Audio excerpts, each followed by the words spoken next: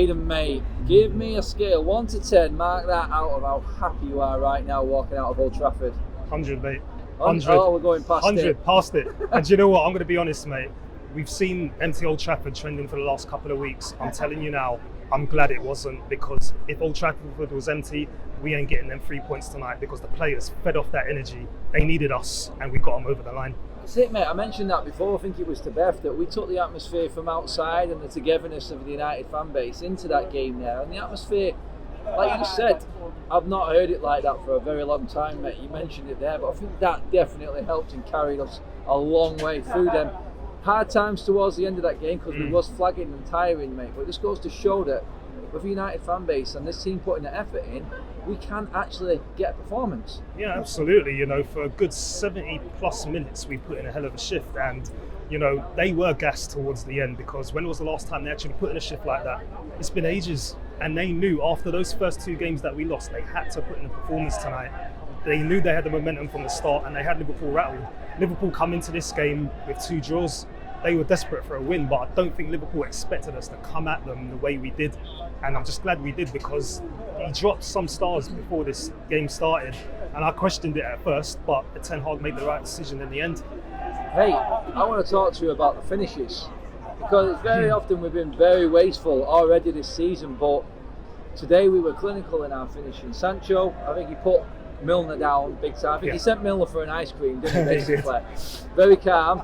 And Rashford as well. Big moments for 2 under fire English players with a lot going on in their own lives and the criticism that they're taking. Talk to me about them 2, Sancho and Rashford, tonight. That was a big night for them both, wasn't it? It was absolutely massive, and like you said, the pressure they're under to perform. Because with Sancho, he's got a big price tag next to his name, so he knows he needs to turn it up. And with Rashford, you know, he's had a lot of criticism, and obviously he's not the player he was 2-3 years ago, but he needs to get back to that. And he just showed us tonight that he can actually do it. And I was a bit worried when he was 1-on-1 with Alisson, because I'm thinking, is he confident enough to finish this? Is he going to put it wider over? And he finished it perfectly. And that will do his confidence the world of good. Ten Hag through, his players in, his signings were in there tonight, mate. Some standout performances. Oh, yeah. We know what Eriksen's about, but that was MALACIA's debut at Old Trafford in the Dragon's Den, basically, against one of the best forward lines in European football. Talk to me about MALACIA and that performance tonight, mate. Do you know what? MALACIA, the performance he put in, you'd think he had played in a dozen of these derbies. You know, Liverpool, Man United, first game, you'd expect your nerves to be going crazy. But it's like he's been playing in these derbies for the last few years. He wasn't scared of Salah. I think Salah may have done him once or twice, but the confidence was there. And the link up with Martinez was absolutely key. If those 2 weren't playing together tonight, I don't think we would have got out here with the 3 points. They were absolutely immense. That's it, going forward now, mate. Southampton next weekend now. Short turnaround. We've had the long break this week. Obviously, Saturday over to Monday Night Football. First game of the weekend next weekend. Southampton's a tough place for United. Not got a great record there. What are you expecting team selection-wise? Are you expecting changes there, or is it don't mix up a winning team? How are you going in with it? To be honest with you, I'll probably make a couple of changes. Maguire and Shaw do not get in this team. Martinez and MALACIA have to start.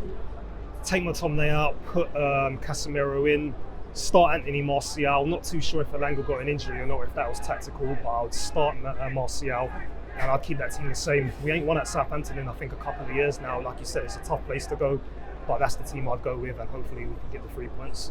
That's it, mate. Did that look like a team that had been drilled for 9 days straight after a poor performance to you?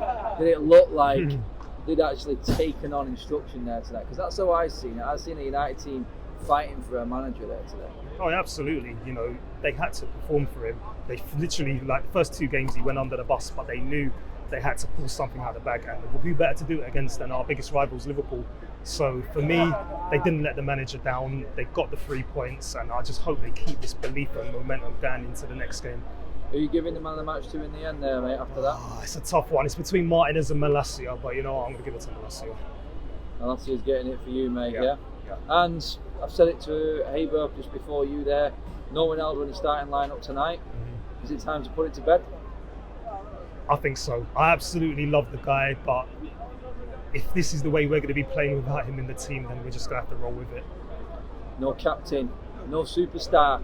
Best performance in 6 months, mate. It says a lot when you play as a team, doesn't it? It does, 100%. keep them out, and let's just keep this momentum going.